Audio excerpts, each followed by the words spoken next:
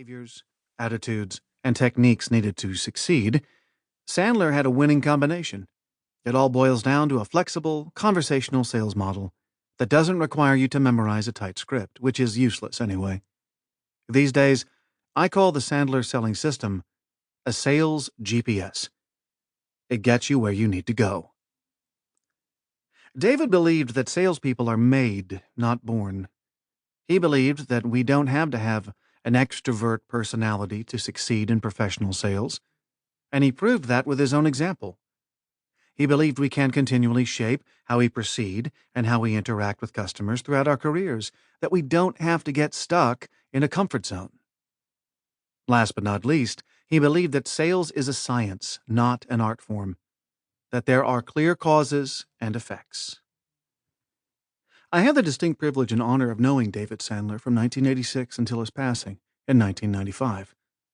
He was a great mentor and a great coach because his process was always you-focused. Let me explain what I mean by that.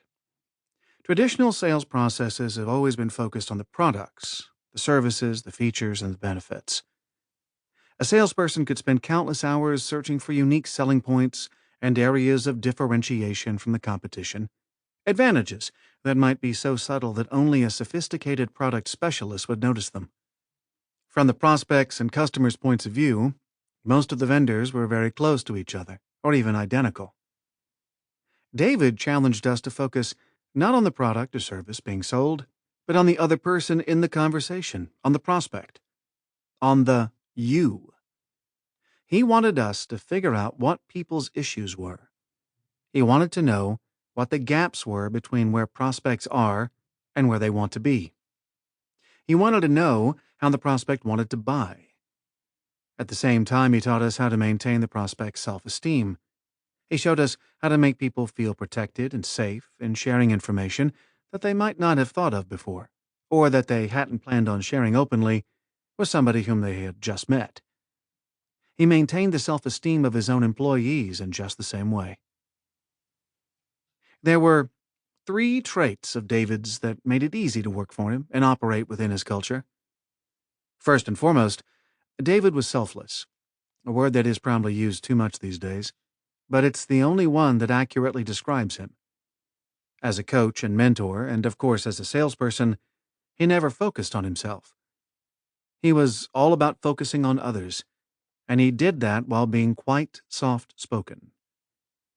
Another trait was that he operated with clarity. Clarity was a big part of his management style in communications and setting expectations. You knew what was important to him. He cherished loyalty, he valued hard work, and he made sure you knew where you stood at all times. You didn't have to worry about having a day or a week go by with uneasiness between you and the boss. David was very clear in sharing where we all were in terms of his vision for the future. He would provide the roadmap, or he would ask you to provide the roadmap. He would approve it, and then he'd ask you to come back and get constant feedback so you could adjust it along the way. He gave you clear guidelines from which you could operate. If you didn't get it right the first time, he was there to help you readjust. He would tell you what you did well, make you feel great about it, then start talking about the things that we still need to do. You always felt good about what you had accomplished, and you understood the gaps you had to close in order to get to the next spot. David's clarity provided boundaries for most of his interactions with managers. It helped me move to where I knew I had to go, so I could excel in a rapid fashion. In addition to providing clarity, David made sure you always felt safe.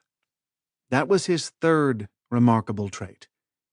I can't overstate the value of an employee feeling safe within an organization.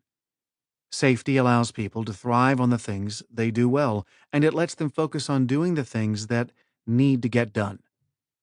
When you're afraid, you don't do the things that are necessary to excel to greatness.